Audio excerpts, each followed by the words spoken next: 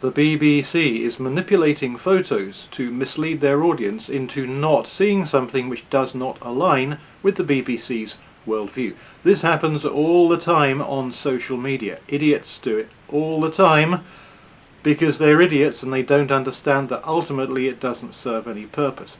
But this is now the BBC doing the same thing. And before getting into it, I do believe the BBC started this organisation here, the Trusted News Initiative, Beyond Fake News. And what is it? The Trusted News Initiative is a unique global partnership bringing together organisations across media and technology to tackle harmful misinformation in real time. Oh, the irony. This came out recently. This is an attack on a synagogue, i.e. a Jewish building containing, as it happened at the time, Jews in France, and it will come as a surprise to no one that that is the suspect in the picture. All this here describes the events, and then we have this. The suspect, who was reportedly carrying a Palestinian flag, also set fire to several entrance doors of the synagogue. Seems pretty fair. He was apparently carrying a Palestinian flag. We don't know because we can't see it, so we have to rely on the report of what happened. So now let's rewind. Here we are again, same headline, same picture. And it goes on again with, oh, hang on a second, something's not right there, something's different. Wasn't the article I read from that one? I was definitely looking at a picture of the top half of a bloke, and now I'm looking at the whole bloke who's dressed in a Palestinian flag. WTF? Now you see him, now you don't. Do,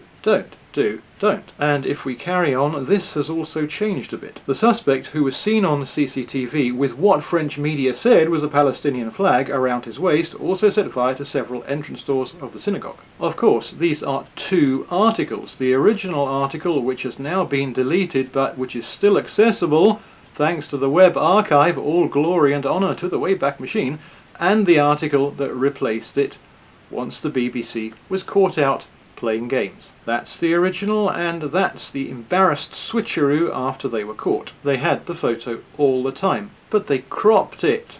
Seems innocuous enough, but it's absolutely not. And anyone can do it with the simplest software. You take the original, as I've done here, you find the bit you want, and you crop out the rest. That's my version, which is identical to the BBC's version. Why did the BBC take the image, edit it, and then replace it in the article with that edited image? Why did they take this full image and replace it with this image that they cropped of only his top half? Because to show the Palestinian flag is to show the culprit as a Palestine supporter, most likely a Palestinian Muslim who didn't just randomly try to burn down a synagogue, but did it as an act of Islamic religious hatred aimed at the Jews.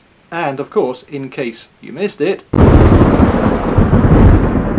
and a man dressed in the Palestine flag as he attempts to torch a synagogue with people in it does not align with this message. So the BBC looked at it, thought, diversity suddenly is not our strength, gotta do something about this, and voila, they did. And before any BBC apologists start complaining that they did include way down in the text of the article the reference to him reportedly carrying the Palestine flag, that in no way has the graphic immediacy of the sight of the image of him lovingly wrapped in the flag at the top of the page. Documented proof of the BBC manipulating photos to mislead their audience into not seeing something which doesn't align with their worldview. And you're forced to pay for it through the licence fee. You may be happy or unhappy to pay the licence fee, but whether you're happy or not, you're still forced to pay it.